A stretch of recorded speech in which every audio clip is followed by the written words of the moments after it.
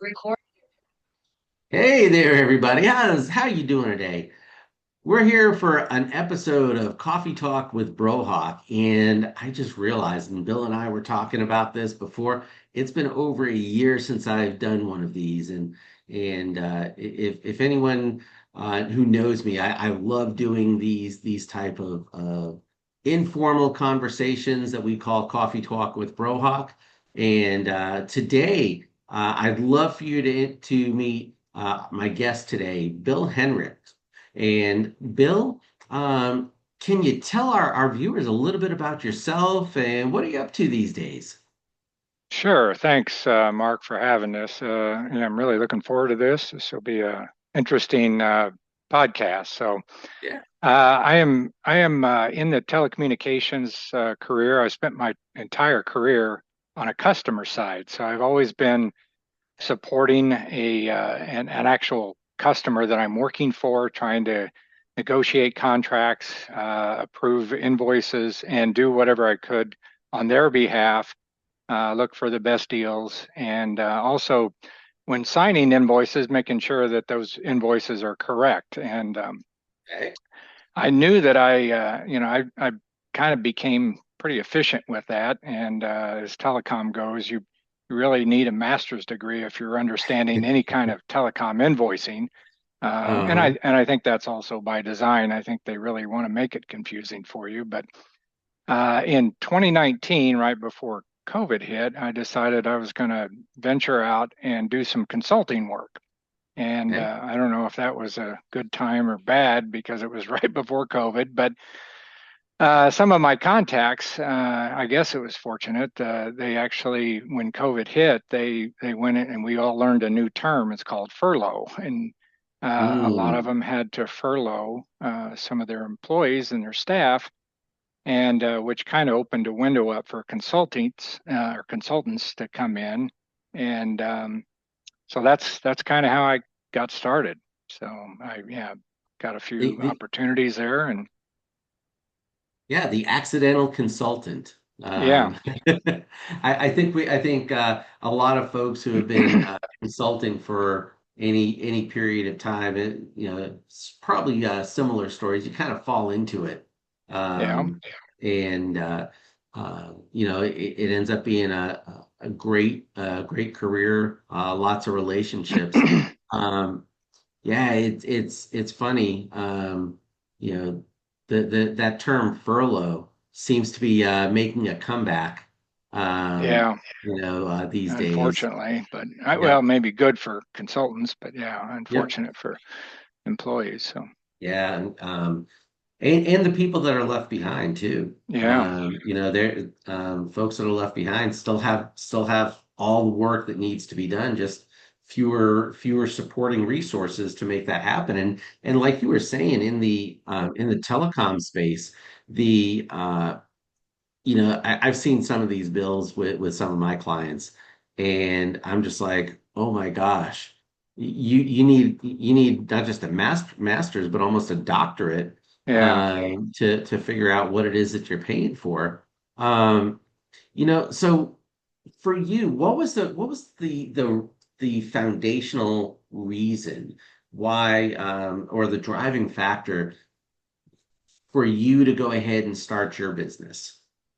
Well, as I mentioned, I kind of fell into it, Yep. but then I uncovered that, yeah, not only as a consultant, which I could have continued being, but then I realized, hey, there's basically a channel out there that I could also um, advise and actually sell services, Hmm. telecom services to these customers and get paid by the actual carrier, not charging the customer. And I thought, well, this Hmm. is basically what I've been doing my entire career, only I get paid by the carriers, which is a better deal. And I'm not also tied to any one carrier. I could find the best solution for those and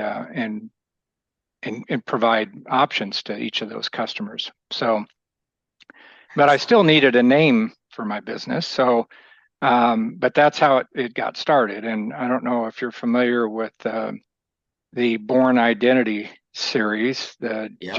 Jason Bourne.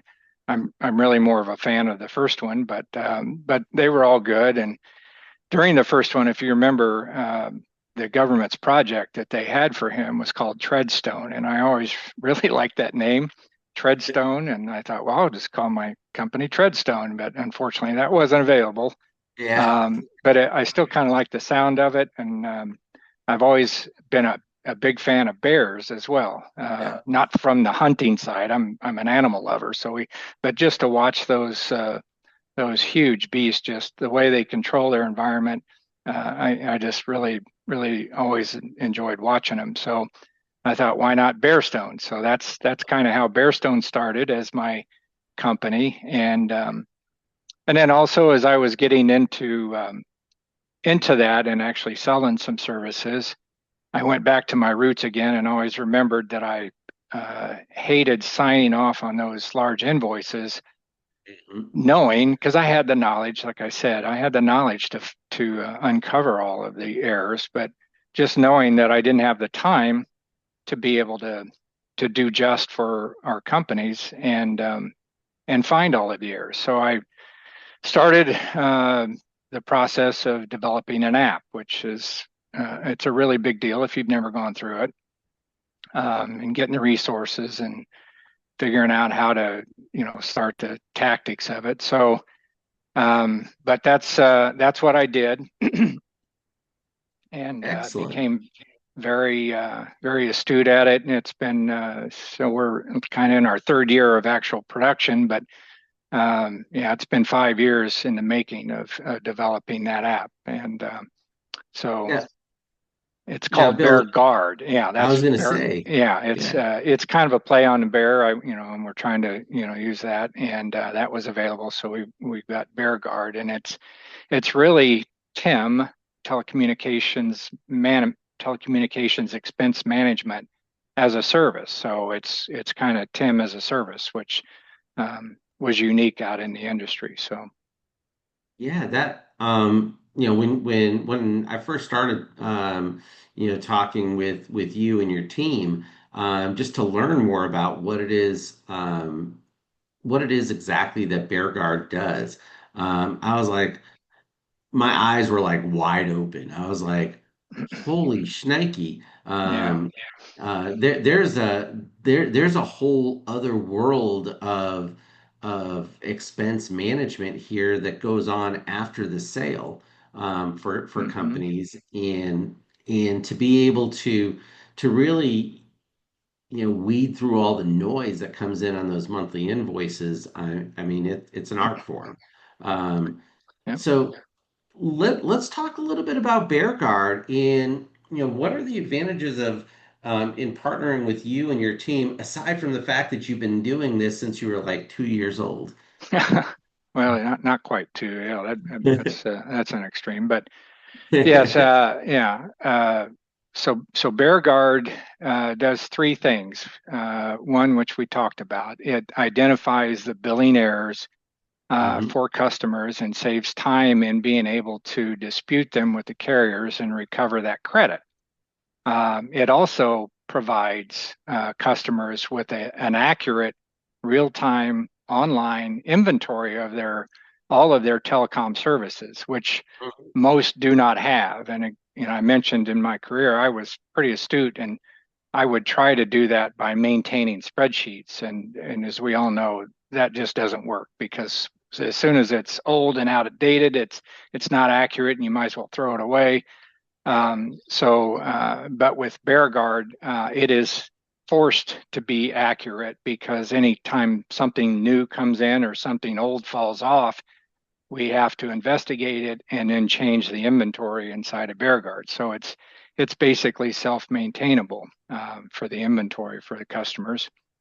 And then thirdly, we have access to all of their data for customers. So it's real easy to be able to click a button and provide very accurate for budget and forecasting information for them, which Mm. is a side benefit because they're always looking at that. And usually, when that time comes of the year when you're trying to do budgets and forecasts for next year, what did we spend? Where did we spend it? And again, you go back to spreadsheets that may or may not be accurate. And And then you can't just look at uh, financial reports because they don't tell the whole story. They just tell you a partial of what you paid. They may not show credits properly and everything else. So yeah, those are the big benefits of those Bear Guard.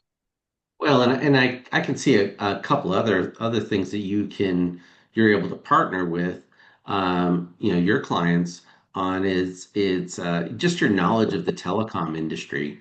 Um, you're able to see, what they are paying for, but also what they're not paying for that could Hmm. potentially. So from a consultative approach, you're able to go back in and make recommendations on things that they should have that may may save them some money as well. Correct? Yes, that's absolutely correct. And Yeah. because of the way Bear Guard was designed, as I mentioned, time is of absolute essence there. So uh, with the knowledge that I had from that, I was able to determine that we could actually go out and identify um, with each carrier, AT&T, Verizon, Comcast, Hmm. Lumen, whoever it is, by getting onto their portal and downloading a CSV of the actual line item detail that's on an invoice. So Hmm. even if I, like I said, if I had the knowledge on how to look at a 500-page invoice with over 2,000 lines on it for $700,000, I just didn't have the time to sift through all that to find these. Hmm. But by developing BearGuard and creating an inventory of what I expect that charge to be, Hmm. importing and ingesting an invoice in a CSV file that actually shows what they are charging, then I can Yeah. quickly compare and do the math and identify the the those that stick out basically and where the errors are and um, and find the errors quickly. One of the things that I mean, it's a great segue into like my next thought here, and you've been able to solve some real problems for your customers. Um, what are the things that what are the things that you're seeing if you don't mind going into some of those at high level? Sure. Yeah. Well, I mean, if you look at most companies as we talk to them and initially, they have somebody um, that may have designed the network or may have put in the VoIP solution. He's looking at the invoice, he or she is looking at the invoices and trying to see, yeah, that's close. That's close enough, and I'll sign off on it. Um, again, they don't have the time, and if they're not, again, have their masters, they really don't understand telecom billing to Hmm. be able to say, and so they're just signing off saying it's close enough.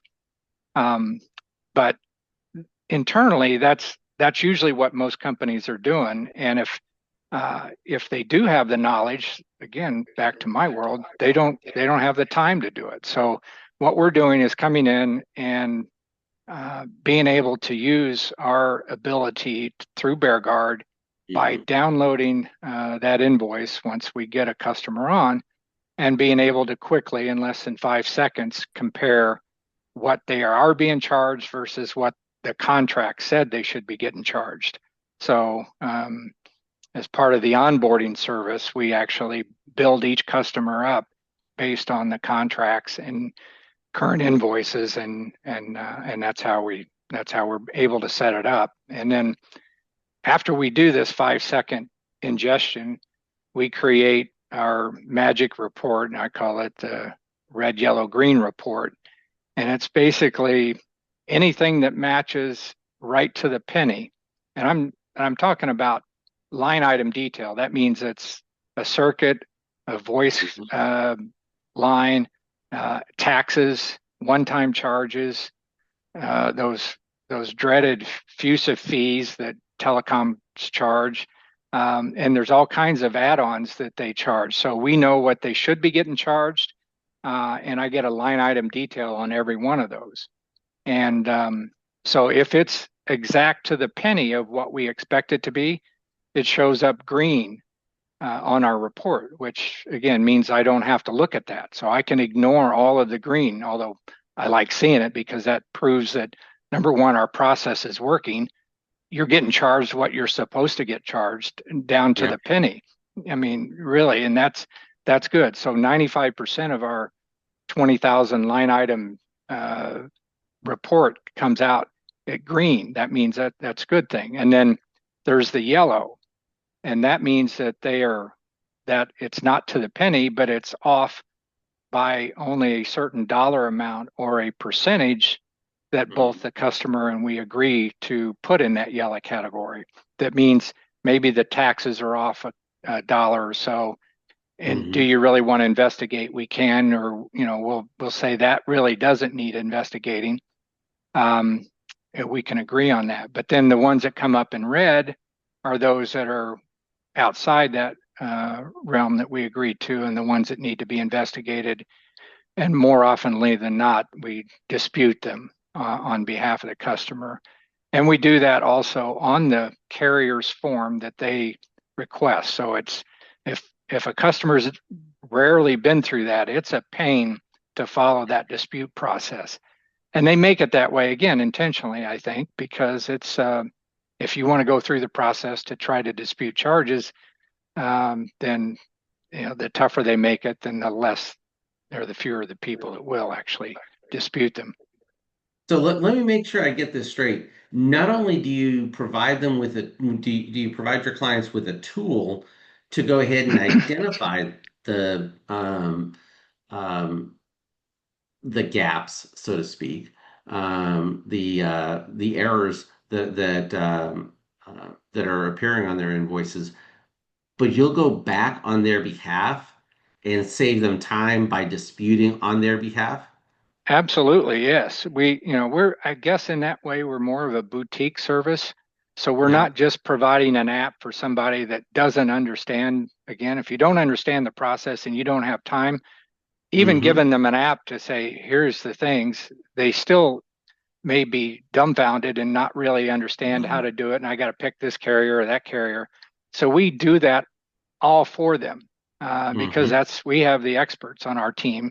We know what form to fill out. We know how to fill it out, and we've got so much detail that I've even had carriers ask me, where the heck did you get this detail? And obviously they don't know we got it from them, but because they're not, you know, you know, uh, a carrier's service rep may not have ever seen the CSV level details that we get.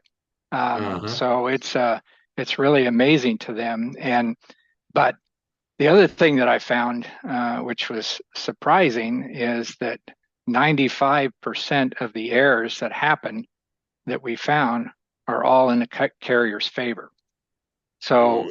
I was a little surprised at that, but and I mean there's reasons they happen. I do believe that some of it's human error, some of it's systemic that they've bought three or four companies and they've combined billing systems and but for 95% of the errors to be in their favor, Mm-hmm. it tends to say, what is really going on. Yeah.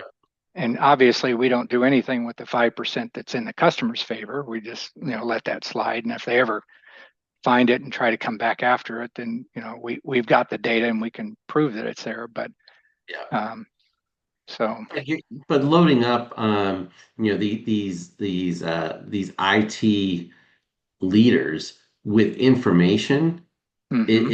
it's that's invaluable. Then they can choose what they want to do or not want to do, depending on whose favor it's in, so Yeah. to speak. But Um, everybody wants to save money. I haven't met somebody yet that doesn't want to save money. But uh-huh, so, yeah, I mean, it kind of begs the question, why wouldn't every enterprise company be using this? Because it helps and and our fees are less than we actually save them. So uh-huh. it is not an expense to interact with Bearstone and BearGuard. It's actually a savings. So, Mhm. I love that. You're able to, say, and I'm just throwing numbers up here. You're able to save your customer $1,000, and your fees are $50. They still made $500, or Yeah, 500. Yeah, 950 bucks. Yeah. yeah. Um, so that is awesome. So you, as a former IT leader, Hmm. okay. Um, so put your IT leader hat, your CIO, CTO hat on. What differentiates what you're doing um, with BearGuard as compared to what their current internal processes might look like, and also versus any of your competitors that may be out there? Sure. Obviously, not naming names, but you know. Yeah, yeah, yeah. Not without naming names. Most folks are familiar with TEM, Hmm. with telecom expense management, as hiring an auditing company to come in.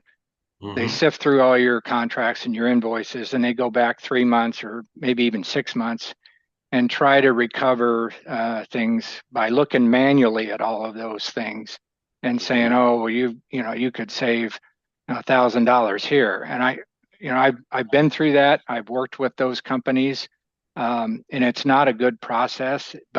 And then they end up recovering. Maybe let's say they save you $50,000 on a $300,000 a month spend. Then they get half of that, and you get that going forward. And then they leave, and then 6 months later, you're back in the same boat because, as we've identified, these errors keep coming month after month after month. How we differentiate is that we are looking at the service every month. As I mentioned, we're basically TIM as a service, or a SaaS app Hmm. is TIM. So we Yeah. look at invoices month after month after month, and we've been able to identify now, after being in it for 2.5 to 3 years, that there is at least a 10% error rate every month, Hmm. when you look at it over a year. So one month may only be 5%, but the next month's 15%, the next month's 8%. But it's they make errors every month in billing. Then the larger you are, the more complications there are. Um, Hmm. the billing errors just happen, and it's amazing the different kinds of errors that they actually have or show up with. And but Yeah. but Uh, that's, I mean, our differentiator is between our competitors is most, again, do that kind of service where they audit, or for the few that do have an app, they put that app in the hands of the customer and say, you go enter your inventory, you enter your invoices, and then when it spits out our red, green, yellow report, you go dispute those on. And again, I've met very few people that know how to do that, and even those that do don't have the time to deal with it. So um, that's basically our differentiator, is we do all that for them. So you're bringing in knowledge, saving them time, saving them money, and there's Hmm. very little lift that the company has to do except, be able to read that red, green, yellow report and make a decision based on that. Absolutely. And then also they get, as a benefit, they get access to their inventory, which I'm sure they Hmm. don't, most do not have, and a one button budget and forecasting report. So, Well, and as so many companies are looking for cost savings, um, rather than, looking at, hey, we need to lay off this many people or furlough, like we talked about at the beginning, hmm, furlough so many people, although that may be a component of cost savings, they can look internally as to what they're spending on a monthly basis with their telecom, and some of that could actually um, um, help pay for some of the additional technologies that the organization may also be needing from a customer experience perspective. Um, absolutely. Yeah. so you're helping them create that cost savings, but also creating that future budget as well, to be able to pay for things. That's awesome. Yeah. So I've heard so many customers say our telecom is a mess. And it's, Mhm. I mean, it's, you've seen the pictures of the wires going, you see a wiring closet. And that's how, sometimes a CIO or a VP feels about it if they don't have control over it, or Mhm. whoever engineered it is gone now, and that knowledge walked out the door. And so Yeah. we're able to come in and provide them with continuity and being able to give them a very clear picture of what they have, what they need, and what needs fixed, and also save them money. So Amazing, amazing. Um, and all from the aspect of um, 6 years ago, taking the leap of faith and then yeah. using your industry knowledge to help others in the industry get better at what they do. Um, So what is the makeup of your ideal BearGuard customer from a business perspective? I think we've talked, you've worked with large enterprise organizations all the way down to, smaller, I don't want to say mom and pop type of organizations, but I mean you really run the gamut from what I understand. Sure. Yeah, and Bearstone can still help almost any business customer, but the ideal Bear Guard customer Mhm. would have at least $50,000 a month in telecom expenses or invoices, and Mhm. that would include voice, data, security, any any combined bills that they have for all of their locations, even if they're not sent to the same place. If they've got a complete corporate inventory of $50,000 to spend a Yeah. month, then that's usually the lowest threshold that kind of puts us up there. Although we have smaller customers on BearGuard, but it's just Hmm. not as beneficial to them Hmm. for us to be able to find much of the errors. But and then as far as locations are concerned, the more locations that a customer has, enterprise Hmm. would be at least 25 locations, because again, the more different areas that you're putting services, the more Hmm. opportunity is for carriers to forget about disconnecting services at a location, or adding a service, or getting overbilled for something that maybe they don't see the invoice as Hmm. often as they see their corporate invoices. So yeah, That's that's a awesome. typical customer. But yeah, and our largest ones are over $1 million a month in spend and have over 1,200 locations. So we're able to help them a lot more. And you run the gamut as far as industries too. I mean, it's not just contact center. It could be any vertical that has telecom spend, which is pretty much any company out there now. Sure, yeah, it could be retail, it could be healthcare, Yep. hospitals, or services. Hmm. It could be financial, it could be real Yep. estate. Yeah, anybody that's spending that kind of that uh, cost in Hmm. telecom invoices, Yep. they're likely getting overbilled and don't know it. That is amazing. How simple you made the complex. Yeah, Um, and you I know. mean it's definitely something that I'm passionate about, because when you're able to solve a solution like that, and it just makes you feel good to say, hey, look at we're yeah, some invoices we're only saving them, $20, but when you add $20 times, 5,000 invoices, it really adds up and over the years. Hmm. So, and I try to go after every penny that we can. So, um, That's awesome. That is awesome. Well, we've gotten to the point of our conversation. I like to call it the speed round, and I do this with okay, everybody. So you've had well, first of all, are you ready? sure. All I don't know right. how fast I'm going to talk, but It's hey, I'm a New Englander at heart, so if I talk a little faster, it's all, bear with me. okay. Um, so as someone who has had a very successful professional career, and this is an important question to ask pretty much everybody.